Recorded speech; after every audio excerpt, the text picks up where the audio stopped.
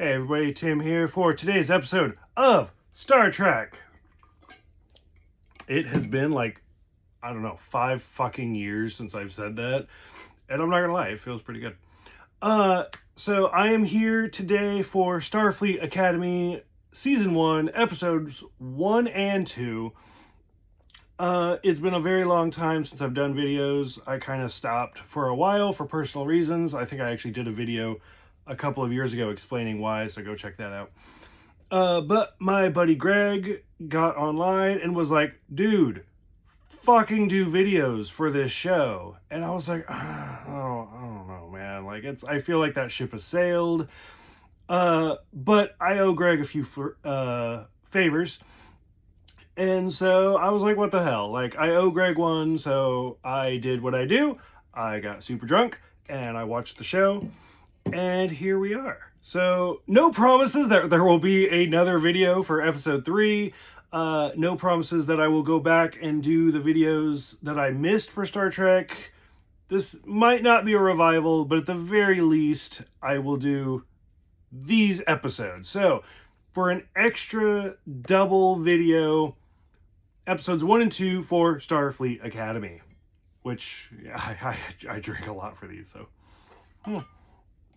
A little bit of backstory for me. I absolutely hated Discovery. Hopefully you don't check out right away. And I was a little hesitant even going into this show because I knew it was tied directly into Discovery. But I did watch it. I watched the first 2 episodes. Some great actors right off the bat. We got Holly Hunter as Captain Nala Ake. By the way, brand new show, brand new episodes. I'm gonna fuck up their names. I'm sorry. It is what it is, but it's gonna take me a little bit to kind of get used to it. Holly Hunter's fucking amazing though. She's an incredible actress. Most people probably know her from The Incredibles. Me, I love to watch holiday movies on their holidays, like Halloween, for Halloween, stuff like that, for Christmas especially. There's not a lot of Thanksgiving movies, but Holly Hunter is one of the best Thanksgiving movies called Home for the Holidays, directed by Jodie Foster. It has a gay Robert Downey Jr. in it. Fantastic movie. If you haven't seen it, check it out. But Holly Hunter's great. Robert Picardo comes back as the Doctor. Now, I know a lot of people were questioning whether is he going to be the Voyager Doctor or is he going to be the future Doctor. And that's answered very quickly. So I'm going to try to keep the spoilers towards the end, but it is what it is. If you've seen these videos, it is what it is. And finally, last but not least, as far as like the name actors, we got Paul Giamatti, who's amazing in fucking everything he does. I have often said that in my life, I feel like Julia Roberts in My Best Friend's Wedding, especially the scene where she comes out and she's just like, I just want to smoke a fucking cigarette. And Paul Giamatti plays like the bellhop and he's like, you can't do that. And he gives her this great quote of how, like, this too will pass. And I'm like, all I need in my life is the Paul Giamatti in my life. That's all I need. So every single time I see him, I'm like, that's my man. Like, that's Paul Giamatti. He's fucking great. Okay, so we're just going to kind of jump into it. Season 1, Episode 1, Kids These Days. Now, as I am getting older and more gray, I feel that. I'm borderline the fucking Clint Eastwood, get off my lawn! But at the same time, I see people older than me that are like, like somebody went out to dinner wearing pajamas. What the fuck is wrong with kids? And I'm like, just let kids be kids. Like, who cares? Like, that is not affecting you in any sort of way. So I'm kind of in this perfect millennial middle where I'm like, kids don't appreciate things. But at the same time, I'm like, just let people do their own thing. So the title already like was sparking me. And I'm like, what's going on? We started off with the new 60th anniversary of the Star Trek, like, Paramount logo, because I'm watching this on Paramount Plus. That's not a plug. I'm not getting paid. But we see like the Enterprise, we see the Enterprise D, we see the Defiant, we see Voyager, we see the Enterprise, what is it, the XO or whatever from the Enterprise TV show. I think Discovery was in there. Like it just kind of goes through all the ships. And I was like, okay, that's pretty neat. I'm okay with this.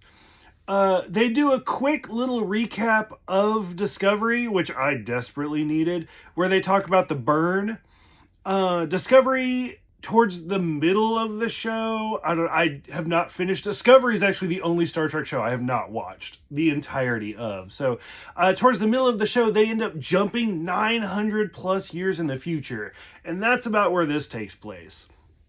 So I was like, okay, so we're 900 years in the future. That's a fucking jump, I'll tell you that. I mean, Kirk to Picard was only like, what, 87 or some shit? Like, now we're 900? But whatever, not my show.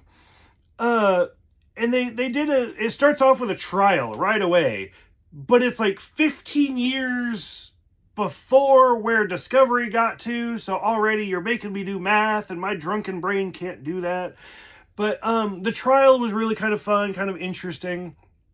The escape was kind of, I was like, oh, this is, like, I don't know. The first episode really, it was kind of a struggle for me. Like, I was, like, trying to pay attention, and I was like, oh, Pokemon Go.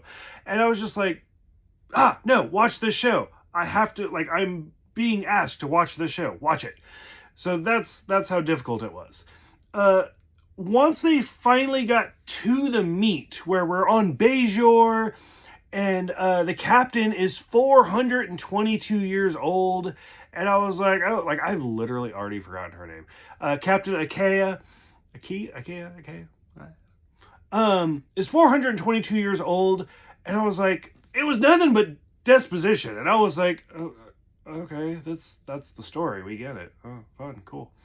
But where it kind of like got my attention, where she's part Lantanite, which is, I am a huge fan of Strange New Worlds, even though I haven't done any videos for it. But hey, depending on the likes or whatever, maybe I'll do that. Carol Kane, who plays Pila in Strange New Worlds, like, that's her race.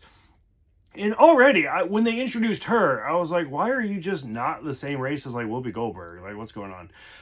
But at least they're continuing with that species. So I was like, oh, that's kind of cool. Again, with the deposition, whatever. The mom broke out a year ago, so obviously that's gonna be the plot of the show. And I was like, okay, so we got the court, the mom was taken away, the son escaped, mom broke out a year ago, and the son's now in college. Yay! Yeah, it's not super doing it for me quite yet. The Athena was brilliant. I really liked the look of it, with the wings kind of in the back. I really liked that. Towards the first part of the episode, we meet the commander, number 1, which is still a thing, 1,000 years in the future. Cool. Laura Thok, who is part Klingon, part Jem'Hadar. Don't know how that works, because Jem'Hadar don't really reproduce that way. I did think she was a little over the top. I thought the British accent especially kind of pushed her a little bit over the top. But I thought she was fun. And that's kind of what I was wanting from this show, was for it to be a little bit more fun. Which is why I like Strange New Worlds more than Discovery. We meet the Klingon character of Krang, who is a Klingon, but he kind of wants to be like a doctor-ish figure. Which I was totally fine. I was like, hey, we're changing the characters. We're changing the dynamics. That being said, I did fucking love the scene where they walk through the little door and it changes their outfit and they get haircuts and, oh, he almost says motherfucker, but of course they have to censor it, which made no sense because they obviously have sworn in other Star Trek. But stuff like that I really liked. Seeing Robert Picardo, the whole, like, tricorder, medical tricorder, which is exactly what he said to Harry Kim in, like, the pilot episode. To me, that felt, like, heavy-fisted. That was a little bit much. But still, again, I was like, that's, like, for the new fans, they're going to be like, that's funny. And for the old fans, they're going to be like, I got that reference. Little Captain America joke. When the captain is introducing the bridge crew, I immediately forgot every single one of their names. I did not give a fuck. None of them seemed... It was almost like Lower Decks, where it's like, obviously, like, these aren't the main characters, so I don't care. And it just forgot every single name right away. So again, that could be me. I'm watching this super drunk because that's my whole shtick for these reviews, is the drunken review. But I was like, why are you even going through introducing all of these? Because I don't care. Which also made me think of Discovery, because that's part of the reason I hated Discovery. I was like, why? I don't remember any of their names. They're so forgettable. That being said, I liked the little scene of her adjusting her chair to make it more comfortable. I thought that was great. As I said, this takes place after the burn, so Starfleet hasn't been around for 120 years. And so they're recreating it. And I was like, oh, once again, you're stating the plot of your show. Got it. For like the third time. Got it. You're sick of hearing it. I'm sick of saying it. Got it. The Wall of Names, once again, I felt was so, like, I didn't even pay attention to the Wall of Names. And I can tell you, like, any name that would be on there, Bashir, Scotty, Dax, fucking, probably Quark is on there, Janeway, Picard, Spock, every single name of any single main character from Star Trek is on there, which to me kind of actually, like, makes it less important. Like, it makes it too simple to stand out. And so I was like, it was a cute little reference, but it was too much for me. When people are introducing their characters, and the girl's like, my name's Genesis. And I was like, oh, God. Like, is this a Kirk descendant? Like, what is this Genesis? Did we find Genesis finally? And then we met Sam, who, this is me, I was like, is she autistic? Like, what is this character? Like, it seemed very specific. And I was like, I'm so pro this, but at the same time, again, it feels a little bit forced. And from there, we immediately went to the jocks in space. And I was like, okay, well, this is what, 90210 Star Trek, the OC, whatever. I was like, okay. But then Dr. Klingon is a bird watcher. So I was like, once again, you're pushing so hard. I don't get it. And then we realized that Sam is a 17-year-old photonic. She is a hologram person trying to join Starfleet. And I was like, wasn't that a thing during Voyager? Like, where they were trying to gain their independence? Like, what the fuck happened in the last 900 years? Like, the last time we saw them, there was a whole, like, was it like a cavern full of doctors that were, like, mining shit? And I was like, we didn't progress any further than that? But whatever. Sam does, when she confronts the Doctor, being like, you're the original Doctor, does bring up again some nice little references. Voyager's the obvious one, but then when she says, like, the children of the protostar, like Cal and Murph, I was like, holy shit, I'm not the only human being that watched Prodigy? I was like, that's fantastic. I was so happy with that reference. But it is what it is. Again, maybe I'll do Prodigy videos, because I really like Prodigy. Prodigy was a great show. We see the Badlands, which, if you haven't seen Deep Space Nine, go watch the Badlands, or even Voyager. Like, the pilot episode of the Voyager takes place in the Badlands. So that was fun. The whole quote of "payback's a bitch," which again makes me think of, like, there's a very famous meme of, like, payback's a bitch, and then payback's a dish best served cold, so payback has to be ice cream, stuff like that. And I was like, okay. And then just, like, as it kept going, we met the new species, the Chironian, and I was like, why do we need there's 500 fucking species at this point in Star Trek. Why do we need another one? And then, like, he couldn't, like, just transform into his normal if people are looking at him. Like, is he Invisible Boy from Mystery Men? What the fuck is going on?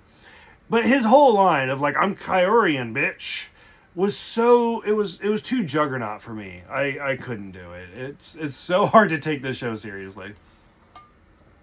But when they finally got to San Francisco, and then the lovely song of, like, are you going to San Francisco? I love that. I love the song. As somebody who grew up in San Francisco, it was great seeing that. We see some Orions. We see like the Charon species from like Let That Be Your Last Battlefield from the original series, which we did see in the Section 31 movie. So we have seen them recently. Is that the last time we saw them? I don't know. I know I saw them in the original series, Section 31. I'm not sure if there was a middle area. But to see those species coming back, I was like, okay, so we got through all of the filler, we got through all of everything, and now we're finally at a school in San Francisco. We're Starfleet. Boom, right into season 1, episode 2, beta test. And at first I was so for it. I was like, fuck yeah, we got like Betazoids already. Betazoids were introduced in The Next Generation right off the pilot, Imzadi. And so I was all for it. I loved the doctor thing where he's introducing like, hey, you get to see if this infects you. Well, what if it kills you? Or what's failing if it kills you? I was like, that's it. They do encompass the doctor really well, and I'm all for it. I think that's going great. We see somebody run by the Boothby Memorial Park, which Boothby is a character from, again, The Next Generation. And then I believe you hear about Boothby again in Deep Space Nine, where he's kind of the caretaker. So the fact that he gets his own memorial is really kind of cool. I was like, I do kind of like those little bit shout outs. The captain talks about how we're going boldly where no one has gone before, which is the change once they got to the movies. If you watch the original series, it's where no man has gone before, and then when Spock does the narration in the movies, it's where no one has gone before. So again, kind of like that. We get the opening credits, which I didn't care about. I'm sorry. I watched it, and then I like immediately kind of skipped over it. I was like, that was kind of which, as I just said, they did not shy away from Prodigy talking to the Doctor.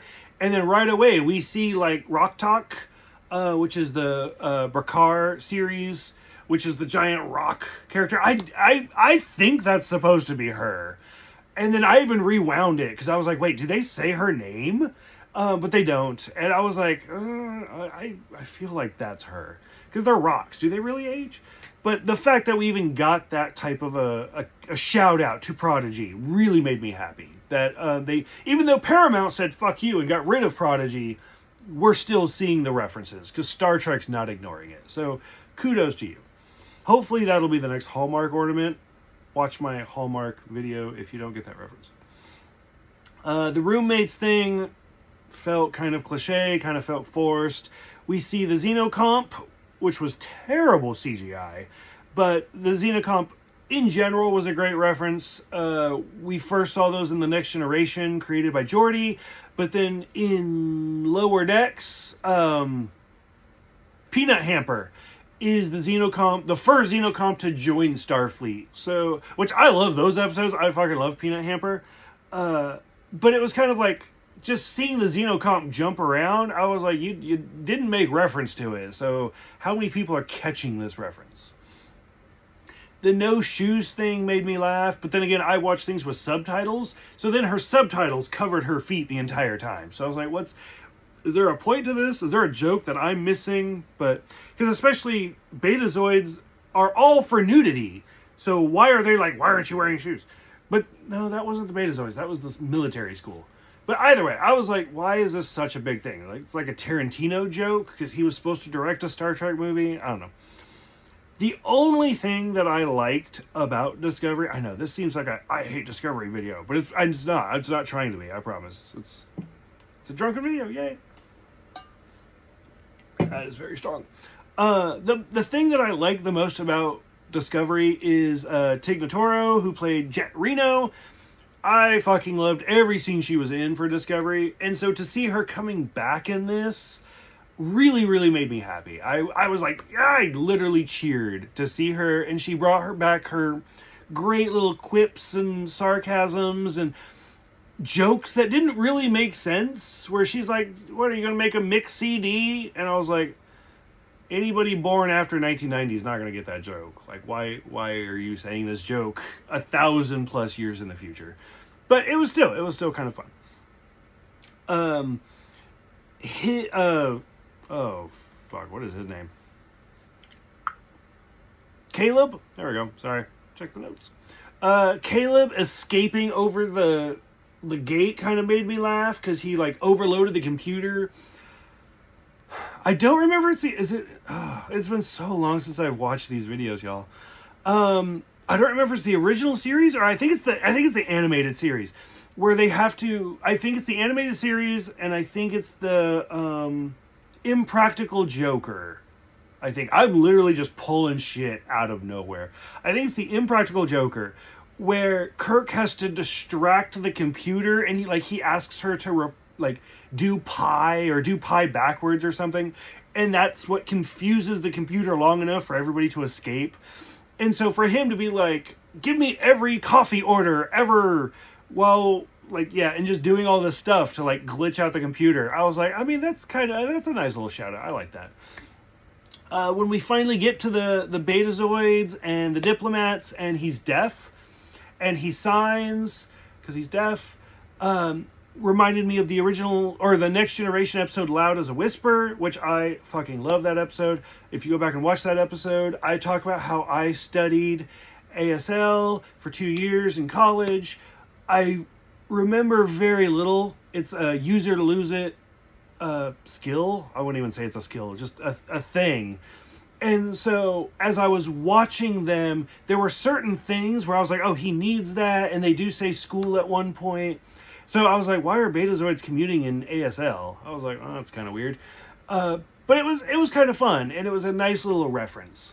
In a similar fashion, when Cal is talking to the captain and he takes a bite of the apple, that's a definite Kirk shout out, especially where he's eating an apple talking about Genesis in Star Trek II, The Wrath of Khan. And then again, even in the J.J. Abrams movie, he's eating an apple while he's doing the Kobayashi Maru. So apples in Kirk are a very big thing. And so to see Caleb eating an apple-like thing was kind of oh, okay. Again, this is 1,000 fucking years in the future, and they're like, we're just now serving Ractigino. Kepla! I was like, what? Like, you were serving Ractigino in Deep Space Nine 1,000 years ago. Why are you so proud? That would be me, like, being like, by the way, we're just now serving Pepsi! Cool, I could go to fucking Taco Bell and get that. Like, why are you so happy? It just seems so over the top and so forced. Some of the references are really, really good, and some of the reference, not so much. Like the whale talk of like, oh, we have humpback whales and she's pregnant. I was like, oh, yeah, so you watched The Wrath of Khan. Cool. Or no, that was The Voyage Home. So you watched The Voyage Home. Cool, good job. I was like, it just seems so weird. But then the Doctor singing opera, I was like, yeah, this is my jam. This is what we're getting at. So, I don't know, it was so all over the place. It was so uneven. The thing that pissed me off the most was the very end, where everybody stood up, and for one, Caleb's pants left nothing to the imagination. I was like, oh my god, like, if you didn't notice it, for one, you're blind. But if you didn't notice it, go back and look at Caleb's pants. Like, I was like, why? Like, who was editing this episode and was like, hey, let's see his entire dick. Like, the entire outline. And I was like, this is weird. It's like, I'm not even thirsty. Like, I don't want that. But it's like, it's right on my screen. So I was like, And then the thing that did piss me off was the Betazoid that, like, took off the translator. And then he spoke yes. To me, Star Trek, when it first came out, did a really, really good job with disabilities and, like, bringing everybody together. Like the original series and the Next Generation, like, somebody's in a wheelchair, but they're allowing them to walk. And, like, Geordi with the visor. And Geordi really kind of pissed me off, because over the years, they kept curing him. And I was like, he was never broken. Like, he was totally fine with the visor. And so this one, like, why did he need to take the translator off? I can't think of it at the moment, but there was, like, I think there was a deaf person that accepted, like, an Academy or an Oscar or something, and they accepted the award because they signed through their movie, but then they spoke to accept it. And it was like, why? Like, why are you doing this? Like, just accept it. And so I would have been much more happy if he had left it on and said like we accept or thank you or something. I don't understand why he took it off. That seemed to break character for me. And then of course by the end everybody's all happy because it's a fucking frat house. But a lot of stuff went on in this show. A lot of references. I'm hoping not every episode is just like reference. But at the same time, I'm also hoping not every episode is like college 90210 Van Wilder bullshit. I didn't love it. I didn't hate it. I'm cautiously optimistic. So we'll see. I really hope the next fucking Hallmark ornament is the Cerritos, but I feel like it's probably going to be the Athena at this point. I'm curious what you guys think. After 4 years, is this just a terrible drunken ramble, as I am typically doing? Should I continue doing these? What do you guys think? Did you guys like it? Did you guys hate it? Let me know. Please like, please subscribe, please comment so I know what to go for. Thank you guys, and maybe I will see you guys next week.